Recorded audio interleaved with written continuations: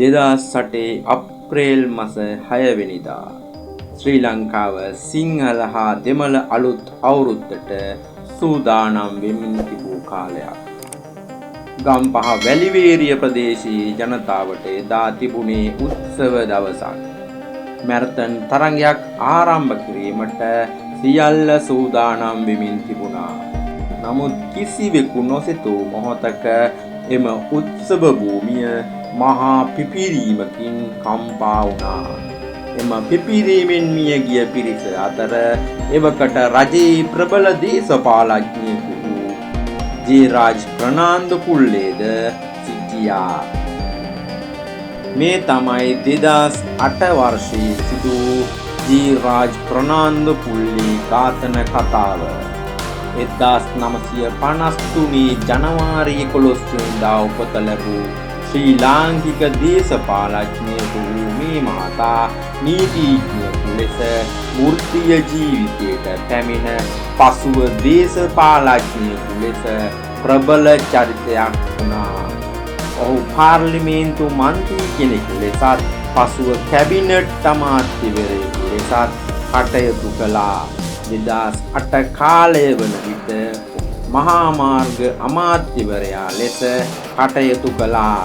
එදා වැලිවේරිය ප්‍රදේශයේ අවුරුදු උත්සවයකට විශාල පිරිසක් එකතු වී සිටියා.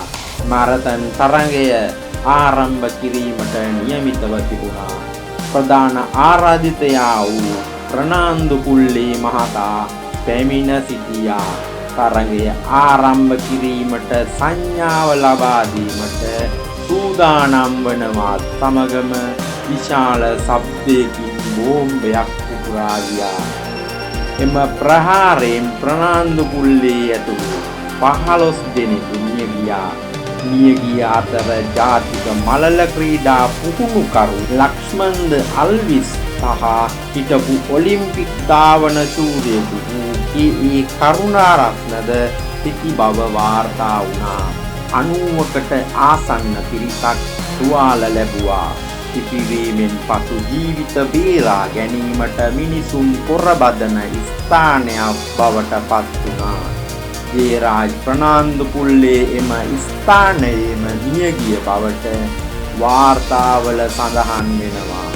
එවකට රජය මෙය LTTE සංවිධානය සිදු කළ බවට චෝදනා කළා.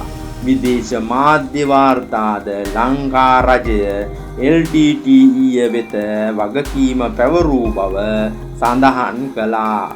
ප්‍රනාන්දු පුල්ලේ මහතා LTTE විවේචනය කළ පුද්ගලයෙකු වූ අතර රජයේ සාමසාකච්ඡා කණ්ඩායමටද සමාජිකයෙකු වී තිබුණා. ඒ නිසා එම ප්‍රහාරයේ ප්‍රධාන ඉලක්කය එතුමා බව එවකට බලධාරීන් හා මාධ්‍ය වාර්තා කළා. 2008 අප්‍රේල් 6 වෙනිදා සිදු වූ එම ප්‍රහාරය ශ්‍රී ලංකාවේ දේශපාලන ඝාතන ඉතිහාසයේ සිදු වූ තවත් බිහිසුණු සිදුවීමක් ලෙස සටහන් වුණා. එක් උත්සවයක් එක් පිපිරීමක් වන ශ්‍රී ලංකා දේශපාලනයේ ප්‍රබල චරිතයක අවසානයක් වුණා. ජේ.රාජ් ප්‍රනාන්දු පුල්ලේ මහතාගේ ඝාතනයෙන් පසුව ශ්‍රී ලංකාවේ යුද සමයේ දේශපාලන නායකයන් ඉලක්ක කරගත් ප්‍රචණ්ඩ ක්‍රියා පිළිබඳ මතකය තවත් කාලයක් පුරා රට තුල පැවතුණා. මෙවැනි වීඩියෝ නැරඹීමට ඔබ අපගේ channel එක දැන්ම subscribe කරන්න. ඔබට සුබ දවසක්.